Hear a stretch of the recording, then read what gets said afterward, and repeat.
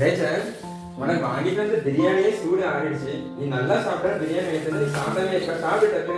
என்னங்க இந்த 40 நாள் நான் பிரியாணியே சாப்பிட மாட்டேங்க. நீங்க எதுக்கு பிரியாணி வாங்கிட்டு வந்தீங்க? எதுக்கு நீ சாப்பிட மாட்டே? வருஷத்துல 325 நாள் பிரியாணி சாப்பிடுவேன். ஆனா இந்த 40 நாள் சாப்பிட மாட்டேங்க. என்ன காரணம்? இந்த உபவாச நாட்கள்ல கிறிஸ்தவர்கள் யாருமே நான்வெஜ் சாப்பிட மாட்டாங்க. அதான் நானுமே சாப்பிட மாட்டேன். அப்ப இந்த பாரம்பரியத்தை தான் உபவாசமா நினைச்சிட்டு இருக்கா? ஆமாங்க. உன்னைக்கு ஒரு உபவாசம் என்னன்னு தெரியல. அப்படிதானே? இந்த 40 நாள் பிரியாணி சாப்பிட மாட்டேனாங்க. இதுதான் உபவாசமா? அப்புறம் அவனுக்கு வேதத்துல என்ன ஒரு வசனத்தை வாசிச்சு காட்டேன்.